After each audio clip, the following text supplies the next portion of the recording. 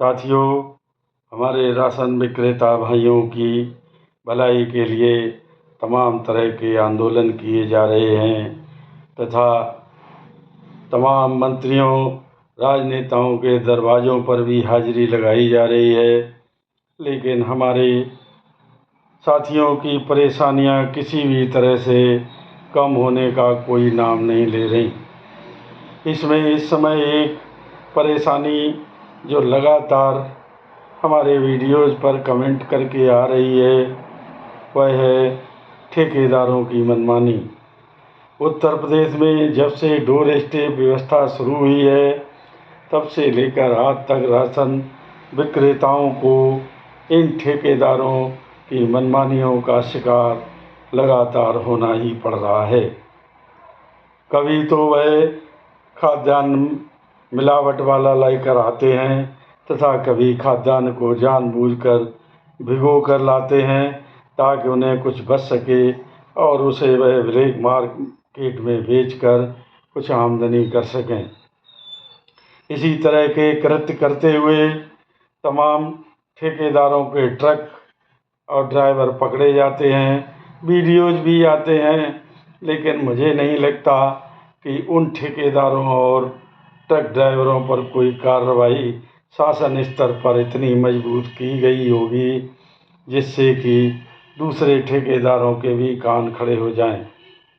ऐसा मुझे होता तो नहीं दिखाई देता, लेकिन हाँ, हमारे राशन विक्रेता भाई लगातार दिन ब दिन परेशान होते जा रहे हैं। उन हमारे राशन विक्रेता भाइयों को ना तो जो शासन द्वारा निर्धारित है जूट के बोरे का 580 ग्राम वजन ही दिया जाता है और ना ही प्लास्टिक की बोरी का वजन 135 ग्राम जो निर्धारित है वो ही दिया जाता।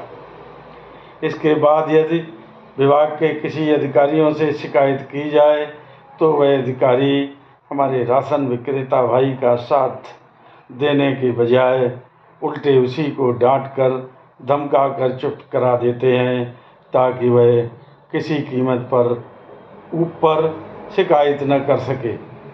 और उससे तुरंत ही कहा जाता है यदि खाद्यान्न गलत है तब भी उसे उतार कर अपने कब्जे में लीजिए और ट्रक खाली करिए, बाद में हमें कंप्लेंट करिए, उसके बाद हम देखते हैं।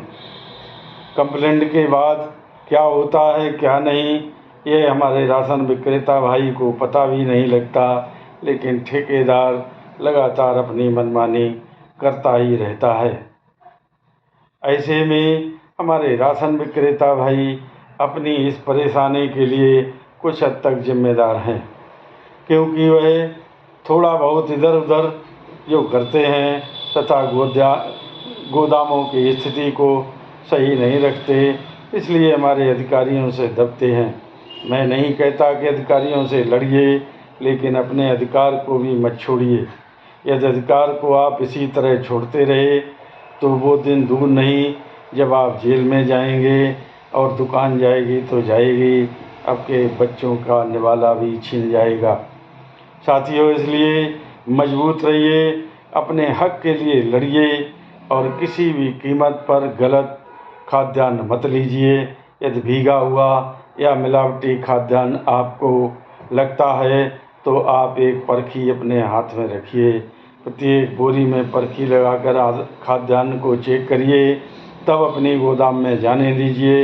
यदि ठेकेदार इसमें आनाकानी करता है तो किसी भी कीमत पर बोरी मत लीजिए, चाहे ट्रक वहीं खड़ा रहे या कहीं भी चला जाए और कुछ भी करे, लेकिन आप अपने गोदाम में खाद्यान्न मत उतरवाइए।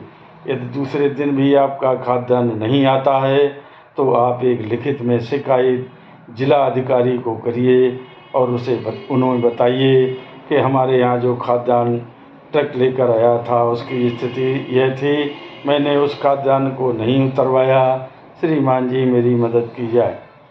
साथियों, इसी तरह अगर सोते रहे तो यह सरकार के जो ठेकेदार हैं वो एक न एक दिन राशन विक्रेताओं को सफ़ा चट कर जाएंगे। वैसे भी सरकार हम लोगों को कुछ देना भी नहीं चाहती और मुझे लगता है हमारे राशन विक्रेता भाइयों को कुछ चाहिए भी नहीं, इसीलिए वह कुंभकर्णी निद्रा में सोए हुए हैं। जागो साथियों, और मैं कहता हूँ अक्टूबर में नहीं, नवंबर के महीने में वितरण बंद करिए। यदि कोई भी संगठन वितरण बंद में आपका सहयोग नहीं करता तो आप उसका भी सहयोग मत करिए। मेरा तो यही कहना है। मेरी बात यदि किसी को बुरी लगी हो तो क्षमा करें। नमस्कार। जब जागो तभी सवेरा होता है। जय हिंद, जय भारत।